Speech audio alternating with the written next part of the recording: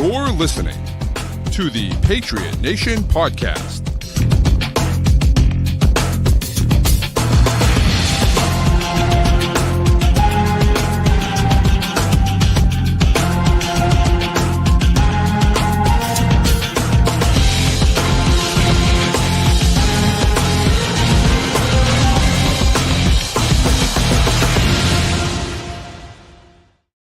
All right, welcome into another edition of the Patriot Nation podcast, a proud member of the CLNS group of podcasts. Make sure you download and subscribe to all of those shows to get great Patriots content every single day.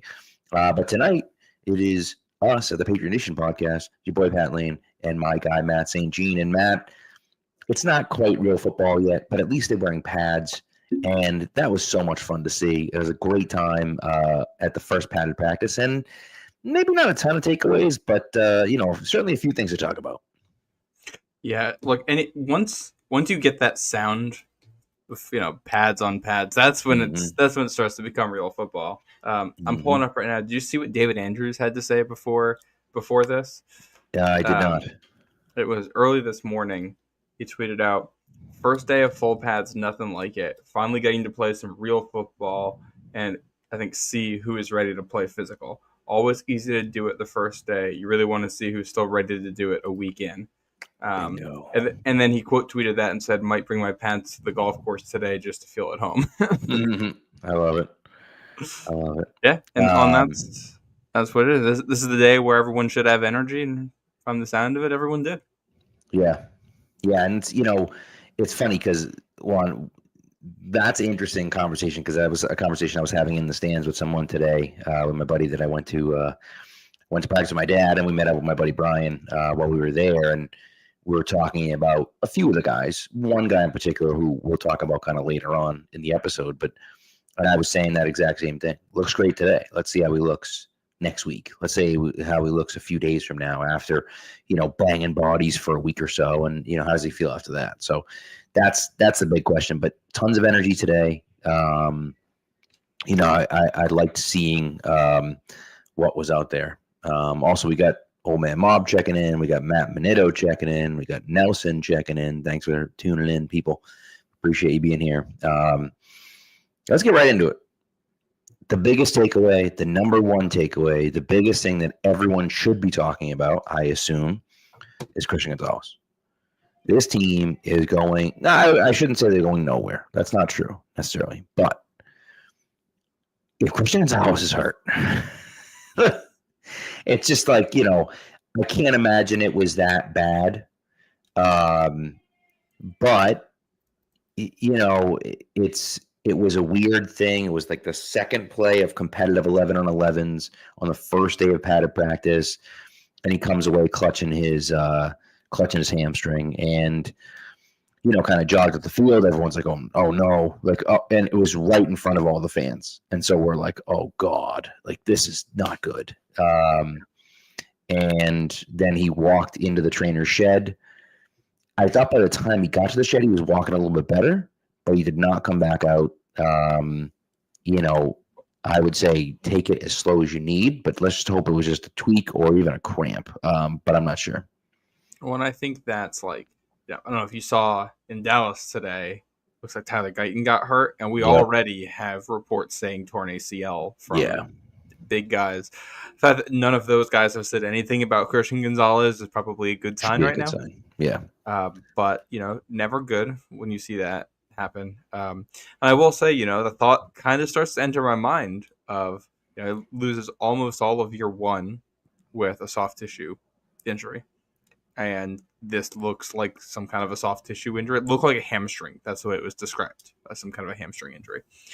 And then that thought comes into your mind of, if this is 2 out of 3 years with some kind of a soft tissue injury, you get a little bit worried about the long term. Obviously not going to even walk to that bridge until we have some idea what the injury is. But yeah, I think, especially with him, you want to be careful. You know what you have in Christian Gonzalez, and as long as he knows the defense, there's no reason for him to play in the preseason. Just get him out there by week 1, assuming he's healthy by then. I don't think this affects anything long term with the team, but you never want injuries, especially to one of your two young, seemingly sure thing players. Yeah, and that's really he's the best player on the team. I mean, I think everyone would probably agree he's the best player on the team. Drake May, I think, can be the best player on the team, but right now Christian Gonzalez is the best player on the team. Yeah. And I think that, you just don't want to mess it up. And so even if he's not, if he's not 100%, let him sit and don't worry about anything else that's going on. And see what the other guys can do. The other part of it is that, it looks like, and Nelson kind of mentioned it, that Alex Austin, DJ James, who's a guy that Mike Reese shouted out over the weekend on his Sunday column, talking about how he's flashed in practices, and he continued to do so today. Maybe these guys now get an opportunity, right? With Davis and Gonzo both out, now these kind of guys that, no one was really expecting anything from, they're going to have more of an opportunity to play.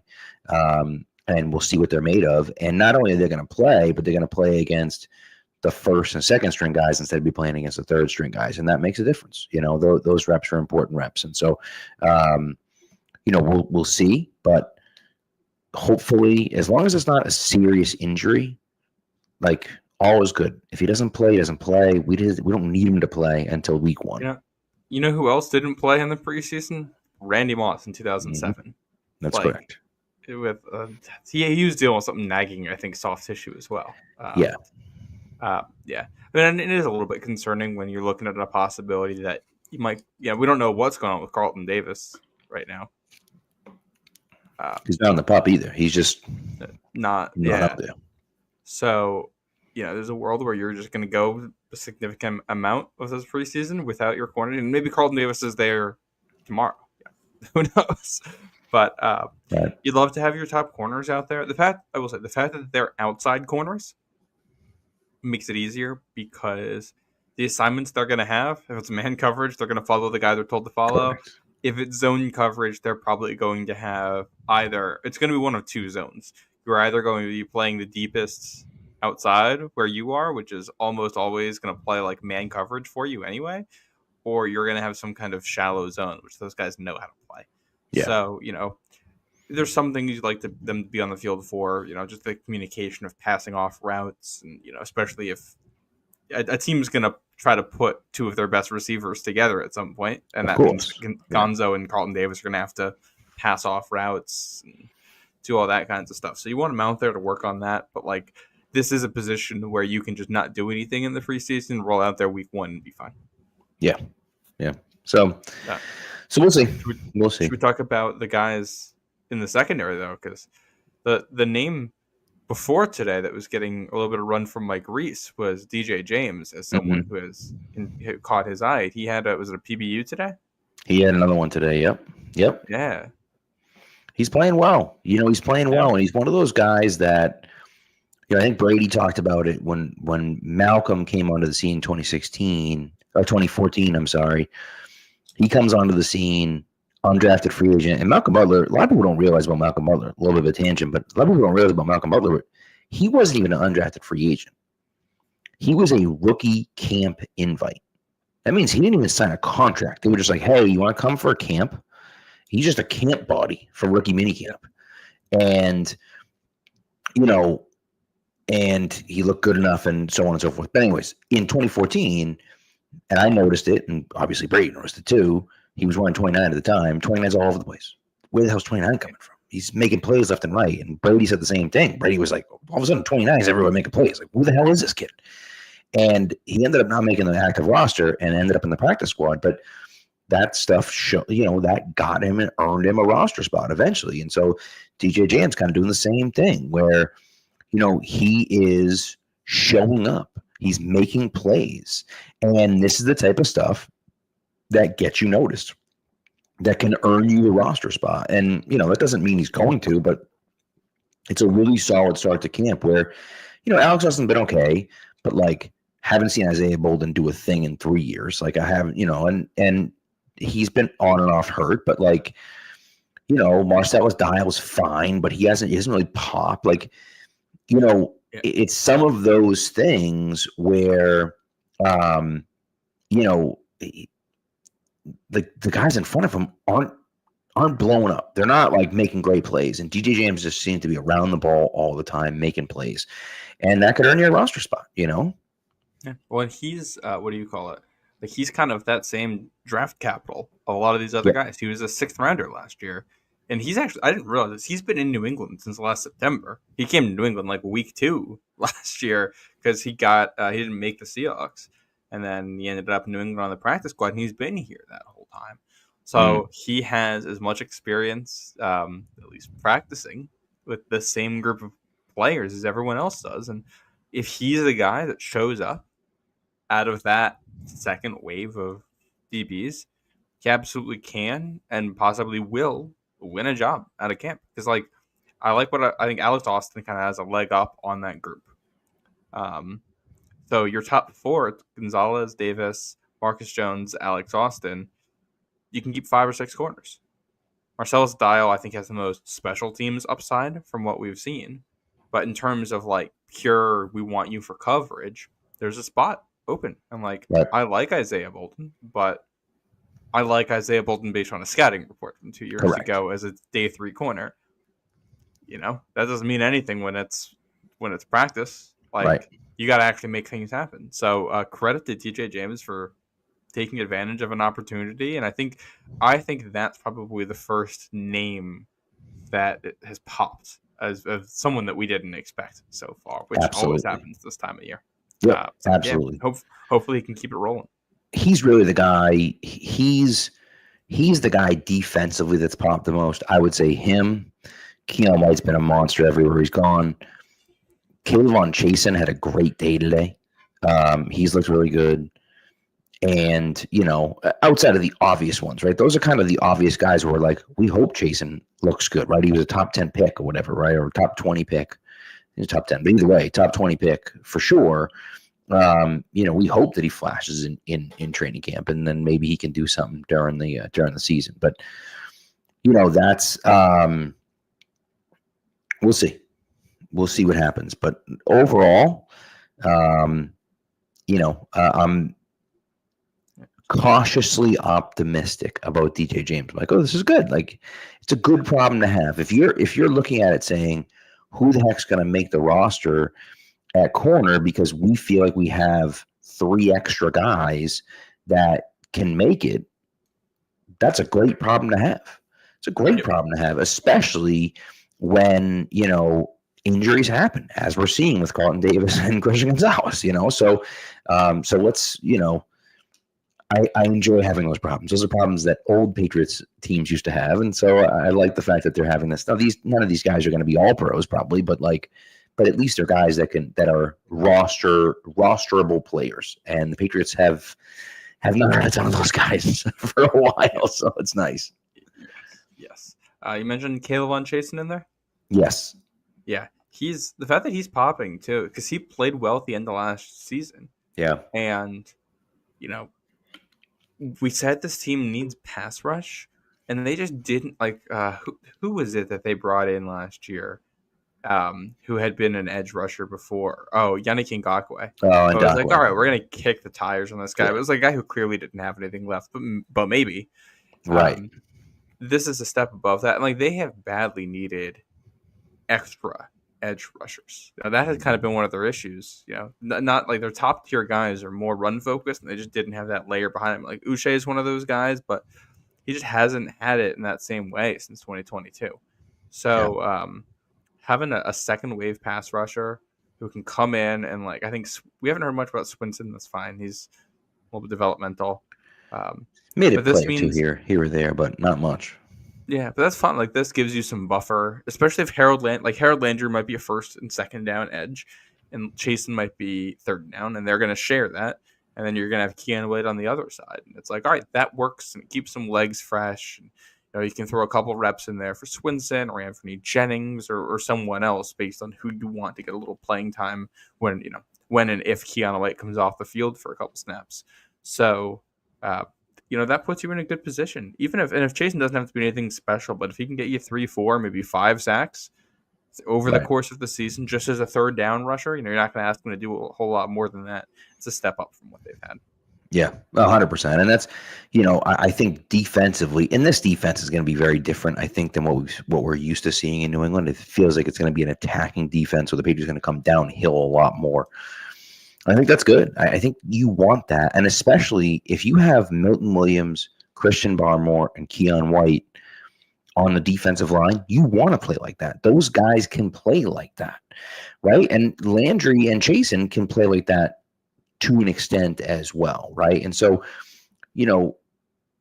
be that attacking defense. Robert Spillane plays that way as well. And so, I really like what they're building here. I think, I've liked what I've seen from. No, it's difficult because they're running the one-on-ones. They're running the one-on-ones today, and linebackers are trying to cover the backside of the backfield. And it's just no chance. I mean, it's Christian Ellis, Robert Spillane trying to cover these guys, and it's just there's no way. There's no way, and that's not a realistic thing for them to be able to do. So you can't blame them for getting beat. They looked pretty bad on a few of those plays, but it's just like, what are you gonna do? But I do think that this defense can be a lot better than the defenses that we've seen over the last few years, and I think that's great. And I think these guys continue to grow. The issue for me is Keon White. Here's my big thing with White. He looked great in the first game last year. He looked good in training camp. But then he disappeared halfway through the season. Now, listen. He's peaked early both years in the NFL. Yeah. And so maybe it had to do with the coaching. Maybe it was not, whatever. I don't know. But as you said, he peaked early, and then that was it. Then he was silent for the rest of the year. And so let's see what happens. But him being a really good player turns this defense into a pretty good defense to like what could be a dominant defense if him, Barmore, and Milton Williams are all wreaking havoc in the backfield. That becomes the Patriots defense becomes a problem. Yeah. Well, and I think their biggest issue on defense, the biggest issue last year was a lack of a pass rush. No, they had nothing. And the linebackers were awful. When it was game plan, and one of the reasons I think their linebackers were so terrible is probably because they were not coached very well. Well, they weren't put in good positions, and that shouldn't be the case this year. It'll be a floor raising thing, and I don't know exactly how good this defense will be. I feel more optimistic about the defense than the offense, that the floor has been risen significantly. And that's not a negative about the offense, but this defense I think can be top 20 easily. Right. The offense might not be, and part of that's because coaching, I think, just matters so much for defense, getting everybody on the same page, and just the professionalism, noticing details week in, week out. Just didn't do that stuff well last year, and I think they should do that stuff much better this year. I have a lot of faith in the coaching staff they've assembled, and you just have I think you have some clear pieces that fit what they want to do in a way they didn't last year either. It's even if there's some issues, the defense might end up having some bad moments still, but I think consistently they're going to be at a higher level, and I feel good about that. And then you look at padded practice, and you look over to the offense, and it's like, all right, if we think this defense is going to hold at a decent water level this year, then the offense is kind of playing with it right now.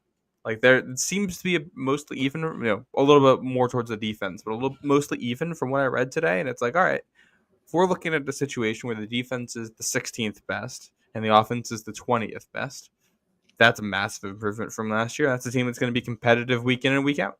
Absolutely. Yeah, absolutely. Right. They're not going to win the Super Bowl or anything like that, but it's, can you at least be competitive in games? And that's what you're going to see this year, I think.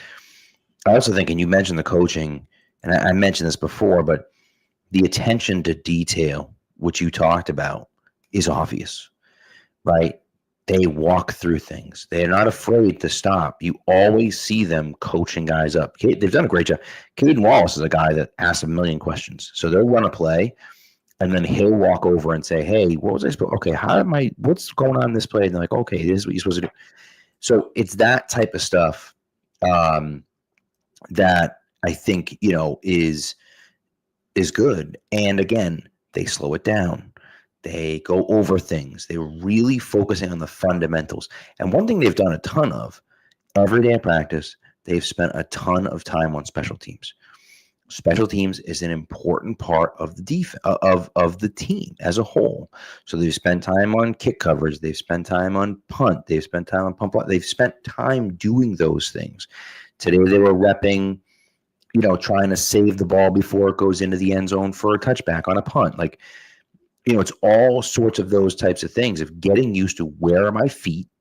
Where's the end line? What can I do with it? Am I trying to bat it away? Can I catch it? So there's all those different things they were trying to do. And so, that attention to detail, that focus on what's in front of them, I think is really important. And the coaching staff recognizes that.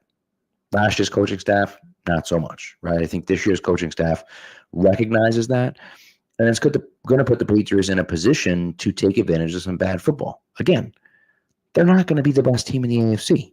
It's just not going to happen. I'm sorry, people. But, they can be a competitive football team. Does that mean they win 10 games? I mean, maybe. Probably not, but maybe. But that makes it, at least the games are competitive. And that, to me at least, is all you can really ask for with this team. I don't expect them to make the playoffs. I don't expect them to win more than 8 games or so. But, I'm okay with that. Be a factor. Don't get embarrassed. That's the other thing. Right. If you play a lot of close games, and even if you don't win, even if you end up finishing with 6 wins, but you don't have a single blowout loss and every game's close, all right, you're still better off than you were last year. Don't have that Chargers game. Just don't do that one. Let's avoid those for forever, really. I don't need to see another one of those. Yeah. I'm excited to see more from this defense. I think today, and we can talk about the offense here in a minute, but it was a lot of red zone, and high red zone and shallow red zone and that kind of stuff. So more situational work and a lot of run game. So I'm curious, as the offense starts to do different things, how the defense evolves as part of this. We've seen one day of padded practices. I'm sure they don't even, as a team, they don't even know what they've got yet. And, someone could have had a good day today that's not going to have another good day the rest of camp.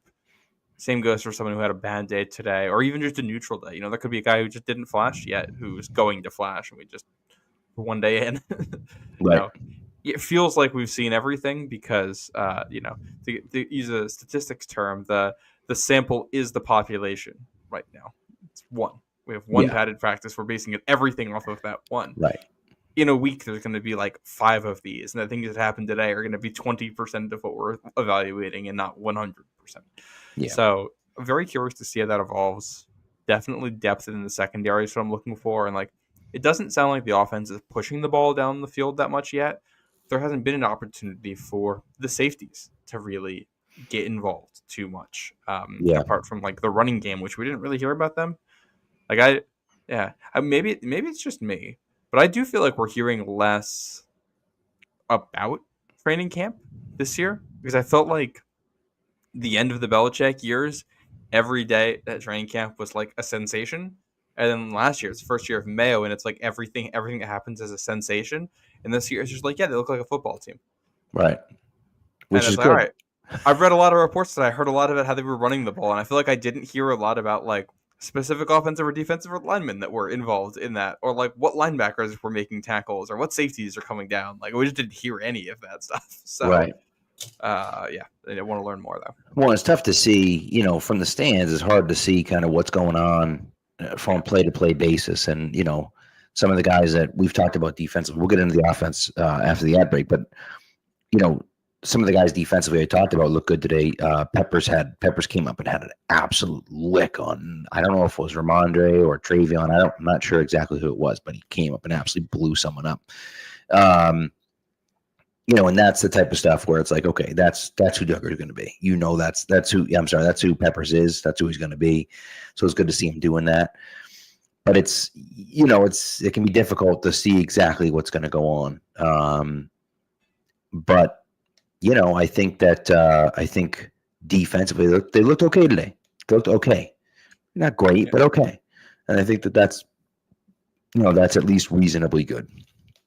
Well, and I will say, like, it's comparing this to past years, like when they've had this day, early, heads on, running focused, it's been such a disaster for the offense that's Yeah. the takeaway.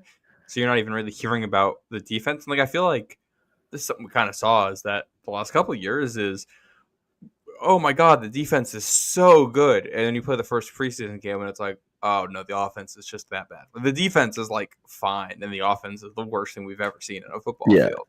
And it's like, oh, that's what that meant. Which again, that's one of the things. Once we start facing other teams, you hear about some very competitive battles at camp, which is good. It means the guys are being physical, competitive, playing at the same level.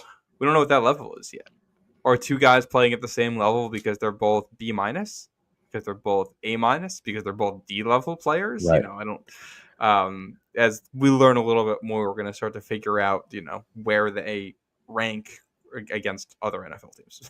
Yeah, it's very true. By the way, before we take the ad break, Nikhil is just is peppering us with this.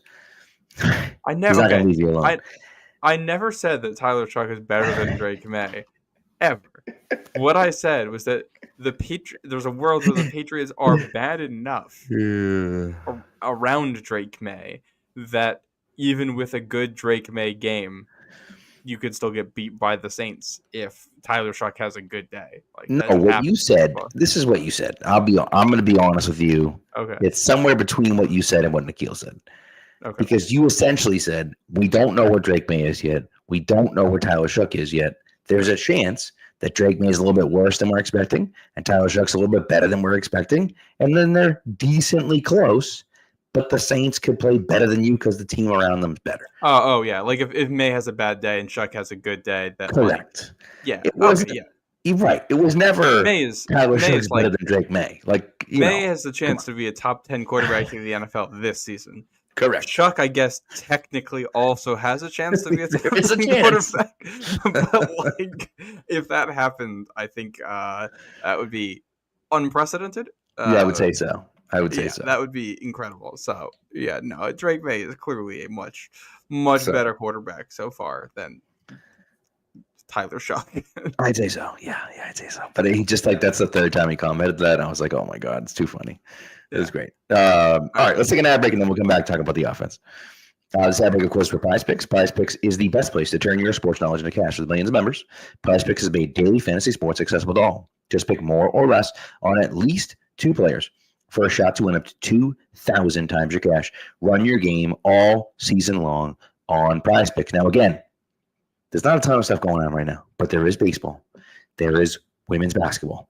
There is esports always going on, right? And so here's what I will tell you, okay? One of my favorite things about Prize Picks and my favorite feature about Prize Picks is the fact that you can mix and match your sports. Put in a baseball guy, put in a women's basketball girl, put in an esports guy if you'd like. And we go from there, right? And you can mix and match and make the lineup a ton of fun. And that's, I love doing that. Also, remember, Venmo, Apple Pay, MasterCard, and many more for quick and easy deposits and withdrawals into and out of your account. On Tuesdays, Taco Tuesday on Tuesdays, as tomorrow or today if you're listening to podcast form, usually discounts between 15 and 25% every Tuesday just because they feel like it. And then on Friday, of course, is Flex Friday. If you opt in and tap the check box in your lineup builder, you'll be eligible for the protected play. Choose squares from literally any game on the board. If your lineup does not win, you get your net losses back in promo funds up to your promo limit as soon as the lineup settles. Now, what you're going to do, download the app Prize Picks, put in the promo code CLNS. And when you play your first $5 lineup, you will get $50 instantly. Again, download the app Prize Picks, put in the promo code CLNS. And when you play your first $5 lineup, you get $50 instantly. Prize Picks, run your game. Okay. All right, offensively. Here's what I'll tell you offensively, right? And I tweeted this out already. Yeah. Here's what I'll say offensively. In the 11-on-11, the 2 most impressive players on offense were Will Campbell and Brock Lampy. Lampy was out there just mashing faces in. It was awesome, He was like, they want a fullback. He was a fullback. Now, I kind of teased this earlier. I was having a conversation with my buddy Brian about that. This is day one, right? He's a big guy. He's like 6'1", 255. He's not like he's small, but how is he? How is he going to be when we're a week in, when we're 2 weeks in, when we're a month in? How does he hold up? That's what we don't know yet, right? But those guys looked awesome today. I know Will Campbell. They were making a big deal. Will Campbell getting ragdolled by Keon White in one-on-ones. I didn't see that. I believe that it happened. I didn't see it. But he dominated 11 on 11. Just dominated. Completely shut down Keon White. Was making running lanes. He looked fantastic at left tackle in 11 on 11. One-on-ones, whatever, dude. I don't care about one-on-ones. I care about when the offense is out there 11 on 11, and he looked great. So we'll see. Which is, it's awesome. And it sounds like the left side of the offensive line, even though they've been rotating in the running game, it was doing a pretty good job, which is what you want to see. I don't think we've gotten a full glimpse yet of what Will Campbell is going to look like in pass protection. As a run, I loved his run blocking tape at LSU. I never really had that much of a question about that. And the way that I think that can work on the left side is awesome. It was funny. I noticed on the Patriots Unfiltered live stream, they go through some of the drills. You can't watch the practice, but the video is on for some of the drills. And they had Strange and Campbell working together on some of the double teams stuff. And it was they looked like they worked really well together. They're both very similar sized athletes. Yeah. They both move very well. And it was all right, this is a left side I could see working out nicely. Awesome to hear that Lampy looks good. Well, the Will Campbell versus Keon White, sounds like there was a lot of stalemates between the two. Or they're going a lot of back and forth between the two. Mm-hmm. Which is good. And that's one of those things where it's all right, that's good. What does it mean yet? Does it mean that Keon White is taking that step into becoming, a high-level edge rusher and Will Campbell is answering the bell? Or does it mean that Keon White is who he has been and Will Campbell's that level? Or where do they fall? Are we looking at two guys who are top 15 at their position, top 20 at their position, top 25 at their position? Which, we have all season to figure that out. This is the very first installment of that. Yeah. But I love that it's that competitive. It did sound like all the pressure came off of the other side of the line when they did pass, from what I read. Were there any offensive linemen in particular? Morgan Moses? It just at right tackle, Moses had a tough time. You can't. It's kind of hard to tell exactly who was allowing pressure at different times, whether it was Moses, whether it was Onwenu. But yeah, Chasen came around the edge a few times. I think Jaquelin Roy made a play in the backfield at one point. I'm not sure if the second team offense was in there too. So, it's hard to tell from the stands so far away and sitting kind of kitty cornered. When if you're right behind him, it makes it a lot easier, right? But I'm not super concerned about Morgan Moses. I think he's going to be fine. I just don't think he's a great player. He's a fine player. I just don't think he's a great player. He's like a B-. Yeah, and I think that's okay. He's going to get beat at times. It's just you got to deal with that. When he's a better run blocker than pass protector anyway. Yeah. So I think if you were going to devise the ideal run scheme for this team, it's going to be a lot of we're going to use the power on the right side with Onwenu and Moses, two powerful dudes to down block, and then you've got Will Campbell and Cole Strange or Jared Wilson at left guard, two guys who are all very, very athletic and mobile, and they can be your pullers to help wreak some havoc. And Jared Wilson can do that from guard or center, wherever you want to play him. Right. I don't know. We've seen Caden Wallace at left guard too. I don't know how mobile he would be in that sense. I don't think he's necessarily the most mobile player for that type of stuff. But, I think in theory, you should be able to run really well to the right side this year. And then the fact that it sounds like they're running well to the left side today makes me very optimistic because, if you can run to both sides, and that's going to be the basis of the offense right now with Vrabel. So that's what's going to set things up for you. Yeah. They also ran a play So that was really interesting. They also ran a play.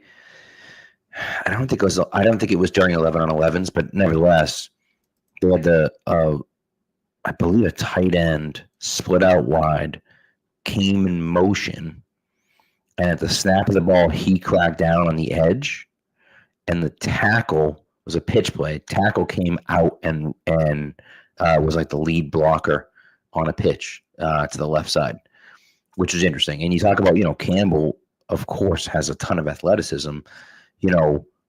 Now he gets out in front, and he's kind of that lead blocker, for Ramondre or Henderson or Gibson, whoever's back there. That was a cool little play they hadn't done, which I liked. That's reminiscent of, look at Penei Sewell, who might be, if you're looking for best case scenarios for Will Campbell, I think Penei Sewell and Rashawn Slater, shout out to him for getting a bag the other day. Those are probably your guys you're looking at, and like Slater is, better in pass pro. Penei Sewell is a guy that just uses a matchup piece in the running game all the time, and he's so good at it because he's so athletic. And I think Will Campbell can be that for you. And we saw Trent Williams being that for the 49ers, and Campbell's a very different type of athlete than Trent Williams. But I think there's some similarity there, just in terms of how you can use these guys to, create plays. And that I think is the vision of this offense. You can have some playmakers in the running game on the offensive line, and then Trevion Henderson behind him as someone who can hit home runs. And then you mix in the QB run game with this to kind of, hold defenders and keep the defense honest. That gives you so much horizontal ability to threaten a defense and score from so many different places on the field.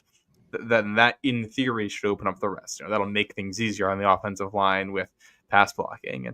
And what's the one thing that has hurt this Patriots offensive line the most? It's pass rushing games. It's twists and stunts. Yep. If you want to get rid of that stuff, run the ball well. And they can't run games if they have to just hold gaps and try to stop the run. So, I think if you're looking for a really optimistic case about the Patriots this year, we talked about how last year the defense loses Jawan Bentley, who's your hole plugger.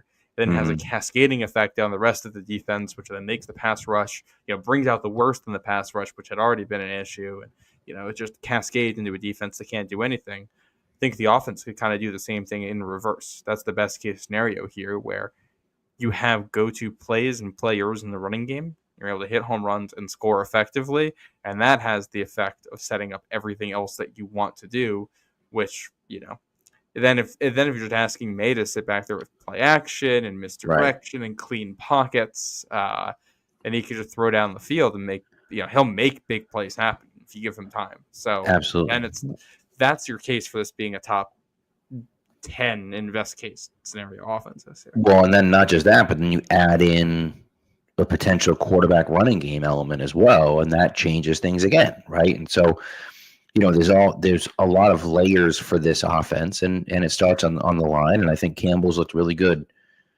on day one. It's day one, but he looked really good on day one, right? Yeah. I also think that Jared Wilson looks like a player. He just looks like a guy that can play. Now, Cole Strange, if he continues to play well at left guard, maybe he's at left guard. So then if you want to find a spot for Wilson, it's at center. Now, he's had trouble with some snaps with Drake May. It happened again today, where they had a botched snap. But, maybe they just say, screw it. Like, he's the guy, and we think that he's ready, and we want to put him out there. So we'll see. Yeah. Or they might say, you know what? We're not going to push it yet. We're going to leave Bradbury at center because we feel like he's best there.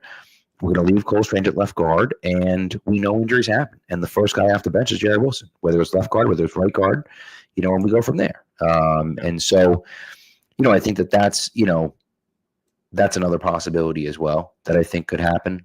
I like the fact that they're moving him in. Of course, he goes in at left guard, then he moves over to center. When he moves over to center, then Caden Wallace goes in at left guard. And so we'll see. Working with the second unit, by the way, at left tackle, Marcus Bryant. Yep. And doing pretty good. He looks pretty good doing it. Right. And Lowe's not out there. And I tell you, Marcus Bryant, he doesn't have necessarily the movement skills that some guys do, but he's a big guy. He's long. Um, and I think that no, not that I'm not telling you that he's, going to be a starter or anything like that, but I think there's really a chance that Marcus Bryant makes this roster, as one of the tackles on this team. Yeah, well, he can beat out Badarian Lowe. That's absolutely possible. Oh yeah, We'll say it's nice to sit here and not like we're getting to the offensive line 40 minutes into the podcast. When's the last time the Patriots had a practice and we had to talk about it on the podcast and it took us 40 minutes to get to the offensive line? Yeah. I don't think that's ever happened since I've been on the show. It's pretty nice. It has just been such a nightmare that it seemed like there were still some real rough moments today. Mm-hmm. Some charting I saw had 4 sacks, bad center exchanges, some issues up front. But it's back to the realm of normal bad offensive line. And just being back to that, one of the clear differences in the discourse right now, at this point last year, everyone's talking about how, well, they don't have a set offensive line, that they're not working with a group. No one's talking about that as a negative right now, even though they're rotating at right tackle, center, and left guard. Mm-hmm. 3 out of the 5 spots, they are rotating players right now. Nobody's talking about it. It's very true. Why? Because the line is good enough, functional enough right now that it's not a concern. This is the depth they've needed. And, it seems like whether it's Bradbury or Wilson in there at center, things are fine. You're above water, which there's a good scenario here where it's just maybe just stays as a rotation all year and you're going to be working guys in and out depending on injury and scheme fit and how guys play throughout the season and the ups and downs and all of that. And it's fine because you have enough guys that you feel like can play. And I think in an ideal world, whether it's Cole Strange or Caden Wallace or Jared Wilson, someone slots themselves into that left guard position. The ideal world is that Jared Wilson wins the center job and one of the other 2 younger guys wins the left guard position, and you can solidify from the center over, for at least the next 3 years after this, if you want to sign Strange back. But for this season, right now it almost feels like the weakest link is right tackle, and Morgan Moses is a vet. I'm going to assume he's going to be all right when, games get real until games get real and he isn't all right. Yeah. Well, and DeMontre Jacobs is rotating in and out with him, and he hasn't looked much better. I will say Jack Conley has been playing almost exclusively right tackle. He's been with the 3rd unit, but he's been playing almost exclusively right tackle. And I think that's interesting because, and maybe it's just the guard depth that they have. They just figured he has a better shot at making a team if he's a tackle instead of a guard. I don't know. But there was a lot of talk about him being a guard potentially. And today I saw him only at right tackle. I thought it looked pretty good. Not great. I mean, it's the 3rd string, so who the heck knows? But he looked pretty good. He held his own out there when he was out there. Unlike, who's 72? I can't remember. Yasir Durant had a few plays where I was like, what are we doing out there, Yasir? He's been around the league, so you shouldn't have those. Yeah. Actually, the worst play of the day was from Ben Woolbridge. And oh my Lord, they ran like a I don't even know, like a bootleg with it wasn't a tight end screen. It was almost like a tight end delay. And he went to the corner. And, I mean, he's by himself, just completely alone. Who the hell was the kid from Florida State last year, the rookie? Bell. Thank you, Jaheim Bell. By himself, literally by himself. And Wilbur just didn't throw it to him. And then, pumped, held it, and then finally, threw it behind him. And I'm like, what are we doing here, dude? I saw there was a description of that in one of the recaps I read today. I think all it said is he didn't get the ball didn't reach him. And I was like, what do you mean the ball didn't reach him? It's the end zone. It was bad. And it was just dude, all you had to do, and I know he wanted to clear the rusher first, I guess, but all you have to do is just pop it over the rusher's head. Jaheim Bell's by himself. And it's just that's not good. But, but speaking of It's the reason why Ben Woolridge is where he is. Yeah. Speaking of Jaheim Bell, I was listening to Pat's chat today, and they were saying that right now they think Jaheim Bell is the last tight end on the depth chart. Is that what it looks like to you too? It sure does. Yeah, G. Scott's in there before him. Jack Jaheim Bell's Westover not. is tight end 2 right now, right? Yeah, Jaheim Bell's not making this team. There's no way because he's not. He hasn't even repped at fullback. They've literally, when they've ran a fullback, every single time they've ran a fullback, it's been Brock Lampy. Every single time. Now again, that's only day one, but every single time they ran a fullback, it was Lampy. That was it. No one else. I don't think Bell is a fullback in a McVay. I don't think so either. No. If he's going to be a fullback, it's in a McVay, Right. Shanahan type scheme. He'd be a use check type if he's going to be one. He's got to be a tight end in this scheme, and it seems like they don't really like him there anyway. And he just, yeah. I mean, he's like way down. I mean, like everyone's playing over him. Like as you mentioned, Westover's 2. It looks like Dupree is 3 right now, is what it looks like. Then G. Scott, I think, is 4, and then Bell is 5, and it's just like he's just not out there. He's not out there, and so I don't see a path to him making the squad. There's a chance, I guess, but it's really, really outside chance. Yeah. I thought G. Scott's looked pretty good, to be honest with you, when he was out there, and I still think Dupree makes the team, but you never know. Scott had some moments at Ohio State. Yep. We look back right now to last year's draft. Drake May, they nailed that one. Mm-hmm. Jalen Polk, I'm going to circle back to because we haven't talked wide receivers on here yet. Yeah. Caden Wallace, they drafted supposedly to play at left tackle. Then he moved to right tackle, and now he's at left guard. Layden Robinson is nowhere to be found. Buried. Was he second, third team right now? I think second team. Yeah. Javon Baker finally had a moment. Right after I said he hasn't had a moment since he's been doing, but he had a moment. So good credit to him. But he still seems, second team at best? Yeah, at best. He's buried. Marcellus Dial is around. Decent chance of making the team, special teamer. Joe Milton, gone. And Jaheim Bell, he's there. I think only because he was already here. I think for the most part here, we are seeing what this coaching staff thinks of last year's draft. And the fact that right away they've been like, we're just not interested in a lot of these guys, tells you everything you need to know. And that's one of those things. We talked about how you're going to find out answers to things quickly during camp. 2 weeks ago, if I told you, Layden Robinson could be a starter, Caden Wallace could be your top right tackle backup, and Javon Baker and Jalen Polk could be in the mix here, and Jaheim Bell could be on this roster, that would have seemed very normal. Yeah. And it doesn't take very long to find out that's not how they see it in the building.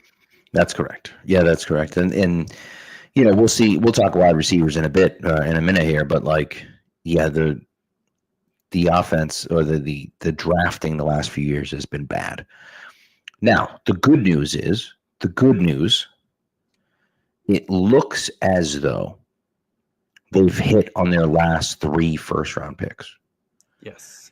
Which is a great thing because for a long time with Belichick, he'd missed some guys here and there, but it was like he had a first-round pick. He always hit on that first-round pick. And even if he wasn't the best player, Daniel Graham, Ben Watson, they weren't the best players. They were good players for you for a good amount of time. And then at a certain point, that just stopped happening. And the fact that you hit on Gonzo, now 2022, Jeff Cole Strange, that obviously hasn't really worked out. We'll see if he plays well this year at left guard. That's a good thing. I don't know if he could still, but he could still be a starter and a contributor to this team. It's not living up to the building that they had when they picked him. But this is also the first time he's gotten a real offseason and a fair chance, I think, with real coaches around him. So you never know. Yep, you never know. But, if you have those 3 guys, and of course, Will Campbell, again, we're one day in, right, into full pads. But if those 3 guys are good, what you're thinking is Gonzo's all pro level. I think that Drake May, I don't know if he's necessarily all pro level because you're talking about number 2. You're talking about the second best quarterback in the NFL. You have to beat out 2 of Josh Allen, Lamar Jackson, Patrick Mahomes. Sorry, you have to beat out 3 of Correct. those guys and Joe Burrow. Right. So it's like, even if he's a top 10 quarterback, which is great, top 10 quarterback's awesome, that still doesn't make him an all-pro. And so I'm okay with that. Pro Bowl, though, that's realistic. Right. And that's what I'm looking for. You're telling me he's a top 10 quarterback and he's a Pro Bowl player. That's great. That's great. He's not a Mac Jones fake Pro Bowl player. He's an actual Pro Bowl player. Cool. I'm good with that. Right. He doesn't have to be the best quarterback in the league. But if you're talking about an all-pro in Gonzo, potential top 10 quarterback in Drake May, and if Will Campbell turns out to be a very good left tackle, now you're looking at saying, okay, we feel good about these draft picks. What have we done other than that? Well, not really anything. But maybe this year's the change of that, right? Travion Henderson looks like a legitimate player. We'll see. But his move on Duggar today was outrageous. From the reports I've read, Henderson is still running back 3 at this point. It sounds like I don't know. I don't be. Yeah, I don't know if I feel confident saying that Gibson is firmly ahead of him, but they're certainly at the same level, I think. Okay. And so it's kind of like Ramondre is 1 and him and Gibson are 2. And so we'll see. But I think, that's an interesting one. Kyle Williams looks like he belongs out there at least.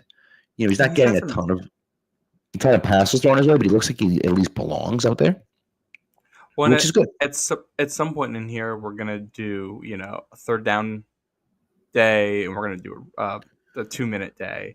Like, once we get to those situations where you're throwing the ball a lot more, that's where, I'm looking at Will Campbell as a pass blocker with pads on when the rush is coming. And I'm looking at Kyle Williams. Can he separate when, they know that you're passing, right? And you got pads in full contact.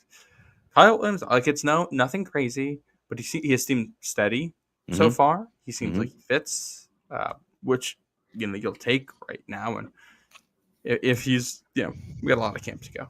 I'm pretty pleased with him so far.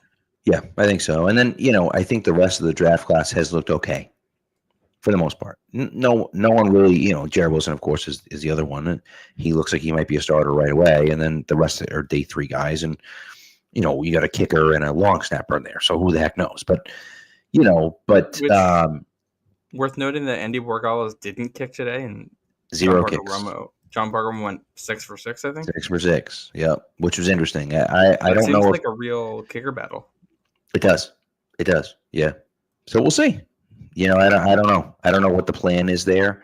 You can't keep 2 kickers, so I'm not sure what the plan is there. But I guess we'll see, right? So, as far as the wide receivers are concerned, Stephon Diggs, has been a cut above everyone else. Pop Douglas is up there with him.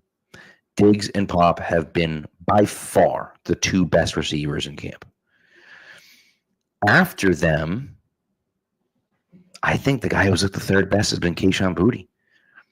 He's still out there making plays. He had 2 nice catches on Gonzo and one-on-ones today.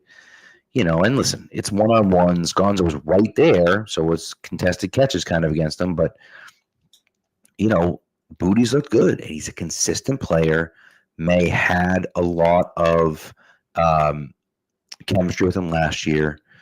And so I think that, that Boutte for the most part is there. And Gonzo Duke saying that Diggs is always getting the first pass. And I mostly agree with that, right? Anytime they're doing any type of quarterbacks just throwing the ball by themselves, but there's a wide receiver there, it typically goes Diggs, Boutte, Bourne, or maybe Pop or whatever. So, but Pop's not usually in that because he's more of an inside guy and those are outside throws. But either way, it's usually goes Diggs, Boutte, Bourne, and then Hunter Henry mixes in there at times too. So, so I just think that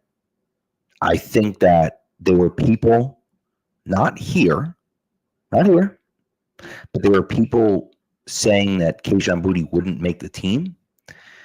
And I just don't, I don't know. Maybe they trade him because they think that they like the young guys better than him. I don't know, but like I can't imagine a world where Keyshawn Boutte doesn't make the team. How he's looked so far this camp, and he continued to do that again today with the pads on.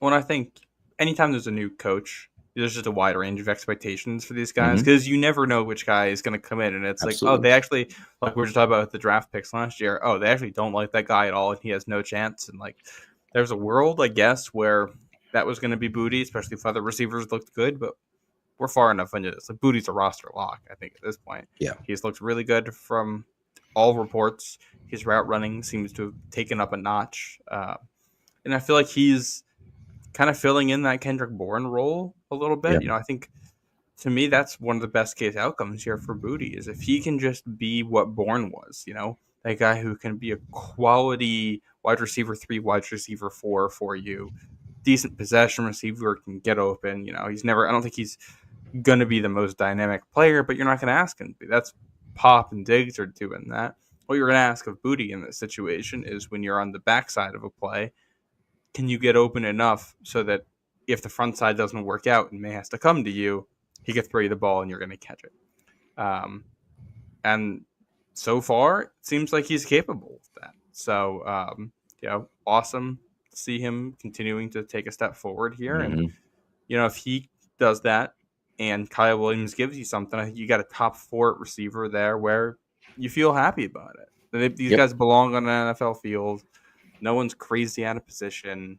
You can move the ball with them. You got guys who can separate and run after the catch. It's not going to be the most explosive group in the world, but it's a step up from what they've had. I agree. And Jermaine says it here, which I agree with, is it gives Kyle Williams a little time to develop, which I think is good. You're not thrusting him. I will say wide receivers more than ever before are coming in and dominating on day one, right? And so I think Kyle Williams has the ability to do that, and we'll see. But I think that I certainly wouldn't rule him out doing that. But it does put him in a position where you're not saying like we absolutely have to have him like go off and be a very good receiver in order for us to do well. Now the question is what happens after him. Javon Baker had a really nice catch yesterday on a deep goal ball from Drake May. Jalen Polk caught a touchdown pass today. In 11's first practice of the year. And so, I think that's a good sign for him. Who knows? Kendrick Bourne, of course, is one of those guys. I feel like I have not heard Bourne's name that much. No. He's just not. No. People say he looks quicker, like he's recovered more from where he was last year. But if he's, we got a lot of camp to go. But like if he's not, that's the kind of room that someone like Jalen Polk needs. Correct. Chisholm to make this roster is for Bourne to be just a guy.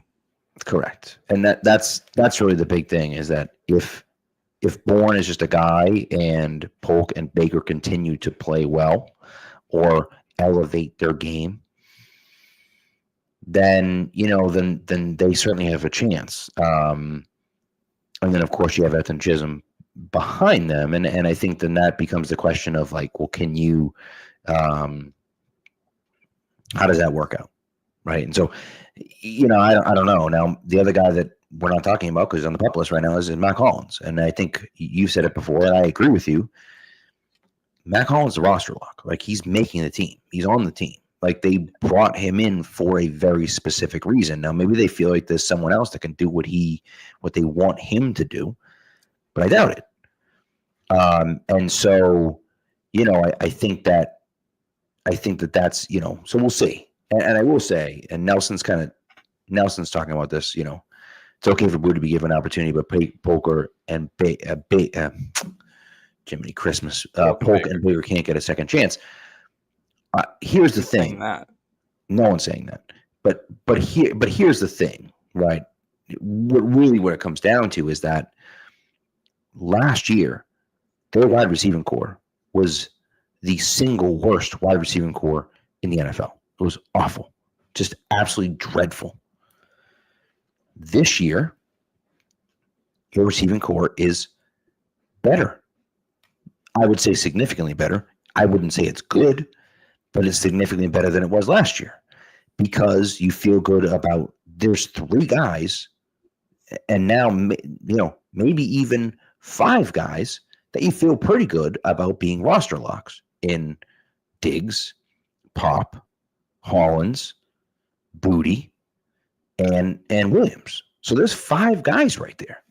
So you're telling me that 5 guys make the roster. Well, someone's got to go, right? And that's the issue. Now, maybe they keep 7 receivers and the last 2 are Polk and Baker. But the point is that last year there was extra room for Kayshon Boutte. If the receiving room looked like this last year, there's a very good chance that Kayshon Boutte doesn't make the roster. Right? It's just like that's just the way it is. And so it's not necessarily that they're not good or they don't deserve a second chance. It's that there are better players ahead of them now than there were players ahead of Kayshon Boutte last year. It's just that simple. And then I think today I saw it reported, I think 8 different wide receivers worked with Drake May in 11s, which is awesome. That's how it should be. Everyone's getting a chance. Because I do think after that top group, it's a bit of a free-for-all on who's going to make it. And now that Polk's back, it was seemingly a schemed wide-open touch in the red zone that he caught for a touchdown. So, I'm not going to read too much into what that means for Polk specifically, but it's good that he's on the field and he's in the right place and he caught the football. You're not asking him to do anything crazy, but he's still doing the things that you're asking. Exactly. And then you go to the next day and you see what happens. And I do think, you look at who's going to be active on game days. I feel like Diggs and Pop are your top 2. After that, I feel like you have a trio of different guys who can do different things for you. Kayshon Boutte is kind of the do-it-all, not flashy receiver who can. I feel like he's a guy who can back up every single wide receiver position and be competent at it. Mac Hollins can play X. He can play special teams. He's fast. He's big. He's got big hands, and he's a good blocker. So he's someone who, if he's playing a lot, it's going to be because they're trying to run the football. They're going to use him as a blocker, and he's also big and fast. So you can use him on play action shot plays, and he can get people down the field. He'll play special teams for you, so easy to see him on game days. And then Kyle Williams, who might just be the best route runner of this bunch, who can separate the best, and that's just going to get him on the field over them. But you can see a way each of those 3 gets on the field, and then your 6th receiver. I think it's going to be 6. And it's kind of Bourne because he looks good, or Chisholm because he's there, or one of Polk or Baker if they're finally able to show something. And I think the ideal world is Polk. This guy used the top 50 pick on because he thought he had talent. A lot of people thought he had talent. We'll say whoever that wide receiver 6 is, though, even if you make this team, I think it is going to be tough to get playing time. I think Polk might make this team, but also not be active on game days. Just with the other stuff we're talking about, and that's part of it. You only got so many spots, so you have to earn your way in. Right now, Mac Hollins falling behind. Obviously, he's a pro. You know who he is. Yeah, but he's not out there, so he's gonna fall behind a little bit. Polk's back in there. He has a chance to make up some ground, and if any of these guys plays well enough that you can't take them off the field, well, they're not going to come off the field that much, and you've got your 11 personnel group, and you got your 3 wide receiver set, and those are going to be the guys who are going to be on the field most of the time. So, that opportunities for all these guys. Hopefully Kyle Williams wins that because they just drafted him. He's the youngest, and he would like that to happen. Yeah, but I think it'll stay a rotation until someone proves that they shouldn't come off the field. Yeah, and that's kind of what it comes down to, I think, and so. We'll see. Look, there's a long way to go. Again, Mac Hollins hasn't even stepped on the field yet, right? So we don't really know where we're headed, but I think Hollins is going to be on the roster. One of the funny things about, half the chat wanting all rookies and all young guys, and I don't necessarily blame you for that, by the way, but half the thing, part of the thing that's funny about that is that, Mac Hollins is one of the most likable guys in the NFL, right? And he's a lunatic, and he's doesn't wear shoes to game days, and all the guys love him, and he's just he's incredibly well liked, and so he's just not out there right now, and so people are forgetting about him. Well, if they had signed Mac Hollins or Mac Hollins type player with with like Tom Brady as quarterback, we would all be talking about him all the time because it would be an immediate like, oh, okay, he fits a role. Right. He's gonna mesh well with Brady because there's a clear defined role in the offense, and the vibes are going to be high, and it's going to be this is the savvy, veteran wide receiver to add to the mix. It's just that we're at a different point in this, and like Diggs is now also the veteran wide receiver in the mix, and you've got young guys playing well, and you got a young quarterback, so you always want your young receivers to play well because if they do, they can play with this quarterback for as long as you would like them to be on the team. You can just keep signing them. Right. Who knows how many more years Hollins has left? So, excited to see Hollins when he gets out there. And now I think we got 3 more padded practices this week, 4 more padded practices this week, and then next week Washington comes to town. We're going to get some joint practice action. And next Wednesday, that'll be nice. I can't wait for that. This is what I'll also say is that just one more thing on the receiver end of it. And Paper Waves was saying that, he thinks that the receiving corps should be like Green Bay, where it's all young guys. And that's fine. Are we cutting Diggs then? How do you, and Diggs, basically what he's saying. All young guys and Diggs. Diggs would be the only veteran. How do you feel about Romeo Doubs?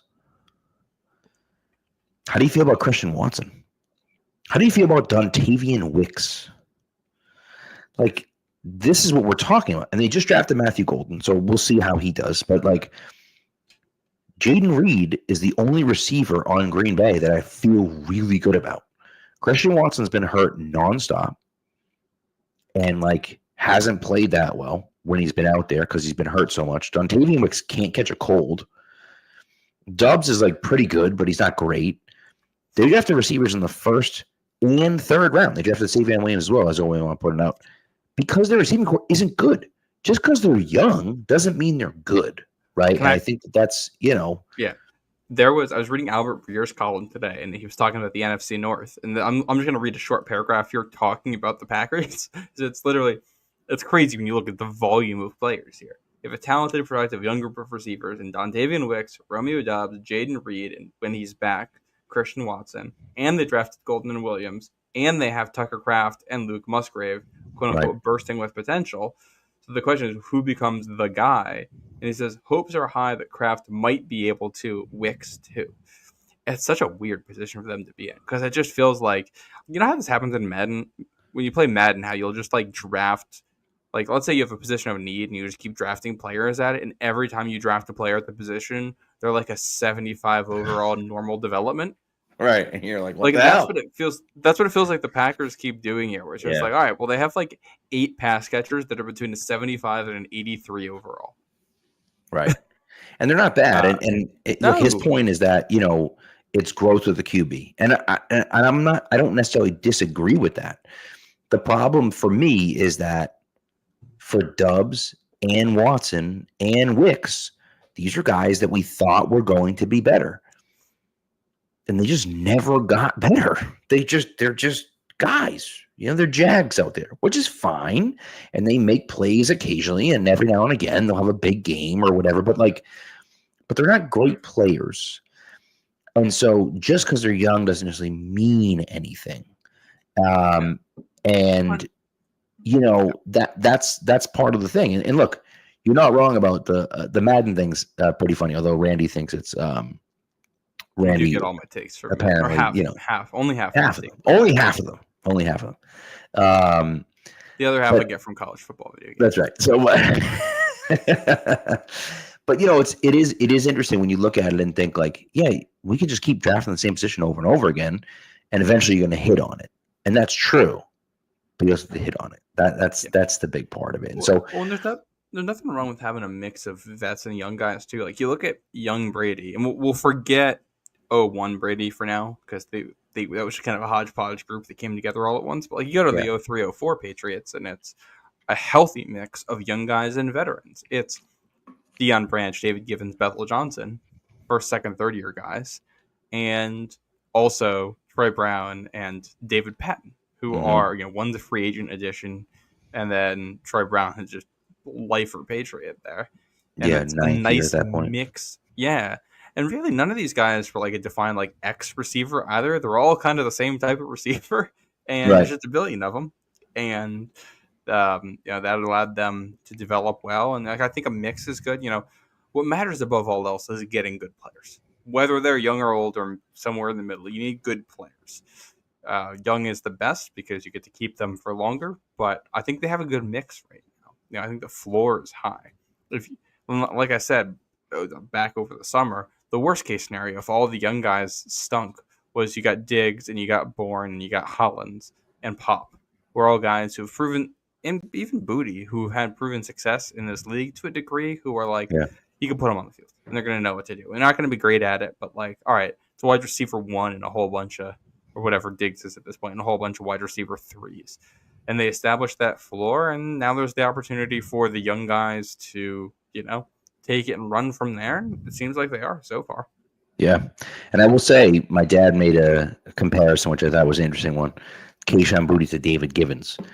Now, he's saying he's not as good as David Givens, but Givens was kind of that same type of player where he wasn't amazing, but he was a reliable player that made big plays when you needed a big play.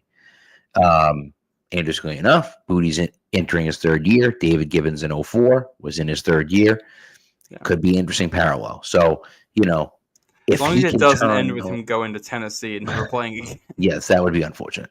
But that could be something that would work for them. And look, we'll see. Ultimately what happens. I know everyone's it's a position that a lot of people care about and are talking about. And of course, it's an incredibly important position. The good news for me, is that you feel good about the top 4 guys right now. Yeah. I feel good about Diggs, Pop, Boutte, and Williams. I feel good about that. Haven't seen Matt Collins yet, but I feel like he's actually a pro-level player. But I feel pretty good about the 4 guys that I see out there right now. And we're light years of ahead of where we were the last 2 years. And so that's huge. And again, we talked about this with the offensive line. We'll talk about with the receiving core as well. They had the 32nd ranked offensive line. They had the worst offensive line and the worst receiving core in the league last year, in my opinion.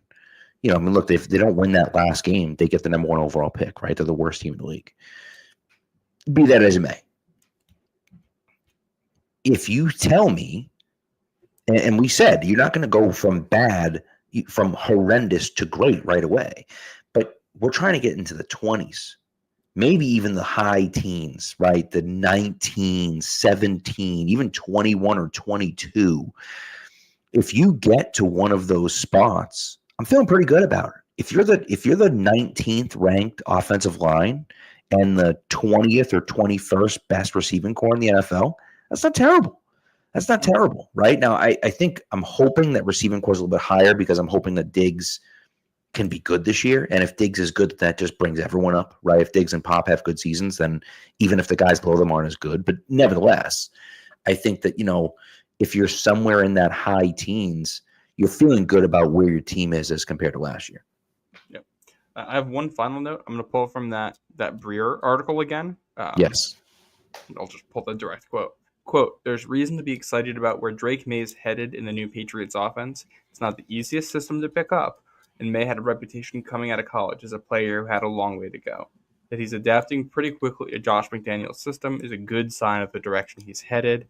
And Peter Schrager has something similar to say today. I thought it was notable that it seemed like a similar talking point about this Patriots offense from 2 different people on the same day. That tells me it's probably coming from someone internal. Could be even Vrabel talking to people, which I think is a good sign. They clearly feel confident enough in May that someone in the building is willing to talk about it. So yeah. I think May's good. And we just did like an hour and 15 minutes, and we're not even really talking about the second-year quarterback and his development either, which is because we don't need to. He's looked great. Yeah. Yep. So, all right, yeah. I will say, what the heck was I going to say to you? You were just talking about something, and then I was going to say something about, nope, it's gone. I lost it. Shoot. Receivers, no. May, I don't know. Schrager, no. Somebody was talking about something, and I was like, ooh. But I don't know. I don't know. It's gone. It's gone. It doesn't matter. Not important, I guess. But I am, we'll see. We'll see. Yeah. Happy about the way things are going. Yeah. So next episode we're going to be doing Thursday night. The Patriots will have 3 practices, I believe, all padded. They might have to have 1 unpadded. I don't remember what the rules are on that.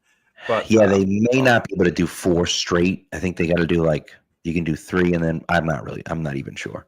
But they'll have 3 more practices between now and then. I feel like at least 2 of those are going to be padded. We're going to learn a significant amount, and then next week it's a game prep week. Yes, yeah, it's true. Nice job keeping your connection today. Nice work. I did a good job resetting the modem. No connection issues tonight. We got that going for us. So, all right, everyone. Thanks for tuning in. We appreciate it. Oh, that's what I wanted to say before we leave.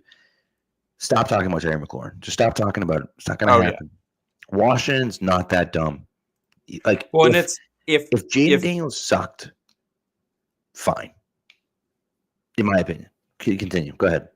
If you can get McLaurin for a price that feels reasonable, be suspicious, because Washington has a smart front office, and if they're willing to let him walk for a decent price, something seems up. McLaurin's a good player, but he'll be 30 this year, and I'm just he'll be a good player this season.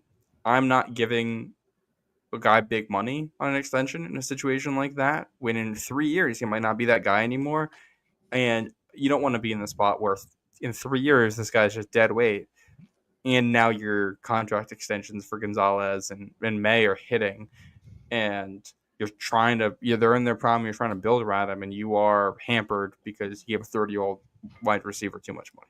Fair point. Yeah. So, all right, everyone. Thanks for tuning in. We appreciate it, and we'll be back Thursday night. Be good to each other, and go Pats.